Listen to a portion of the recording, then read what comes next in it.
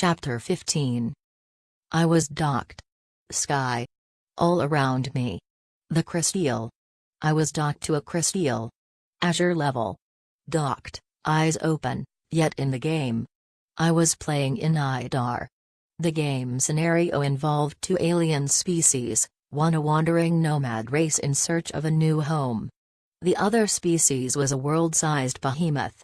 So vast, so all-consuming that it very nearly was the planet. I'll take the Ketrans, if you choose to accept. Gladly, Inidar memmed back. You underestimate the value of size and power. You're an idealist, Ellimist. Oh? Well, step into my lair, said the Dreth to the Corcant. Inidar laughed. Shall we immerse? On the other side, he answered. This isn't real, I memmed. You're dead, Inidar. You died a long time ago. True enough, Ellimist, he agreed. The Capassin killed me. Killed us all. They're here, too, you know. Would you like to see them? The Capassin? Where? Where is here? Open your eyes, Ellimist, what do you see? Equatorial High Crystal. But she's dead, too. And Lakofa in the next dock. Is he dead? Am I dead? Or is this some kind of dream? Hallucination? Are those the only choices? Inidar asked, mocking. Might it not be a game? It might, I said. But whose? Inidar laughed delightedly in my head. Then he was gone, and before me, before my eyes, not a Unanet mem, but right in front of me appeared the Capassin. The one I had killed. Hello again, Ellimist, he said.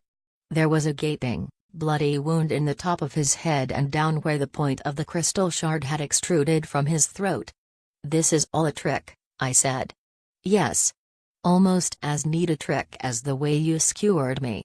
A primitive speared to stop a modern spacecraft. Ouch. What is this game? I demanded.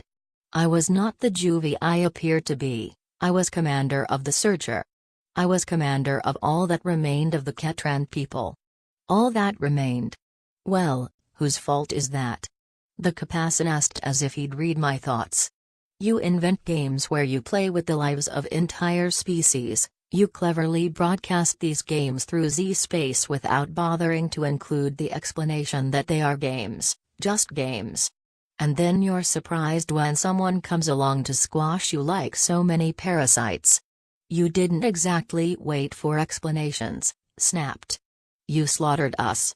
The Capassin spread his limp arms in a very Ketran gesture. It's what we do. And if you'd had any fortitude you'd have returned and taken your planet back. Instead you wander around lost, looking for a place that doesn't exist. You're a cowardly species. Less than 100 of us in one ship to retake Ket? I sneered. You sound like Minnow.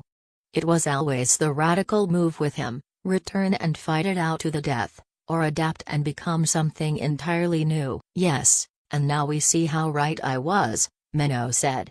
He was crowding in beside the dead Capassin, elbowing him aside. Look where you've got us. Do you even know? We're the game pieces now. Father has us. Father has gathered us here, made us into his toys. What are you talking about? You think it's all a dream, don't you, Ellimist? It's real. Or mostly real. Inidar is a construct, a fake built out of your own memories. So is this one particular Capassin, though there are real Capassins here. And anyway, I'm real enough. In my own way. Why are you here? You should be aboard the Searcher. I was in command, remember? Not you. We saw when you went to active sensors.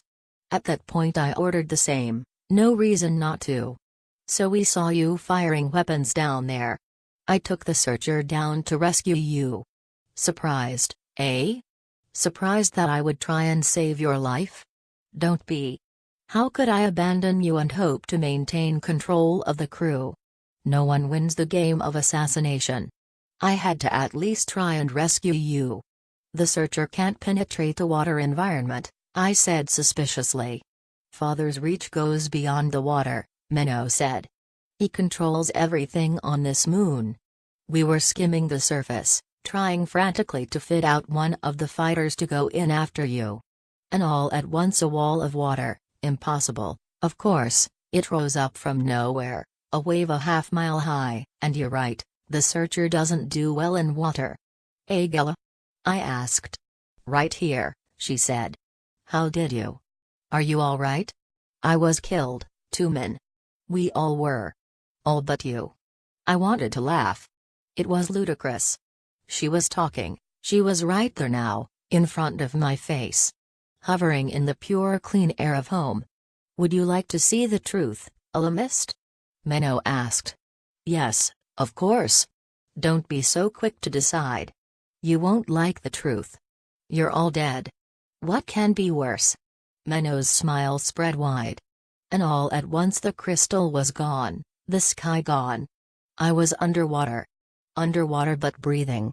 Something held me. Tentacles. Deep worms, they were inside me. The tendrils grew into me, penetrated me, made me a part of them. I floated, tethered, in a field of tentacles that spread as far as the eye could see.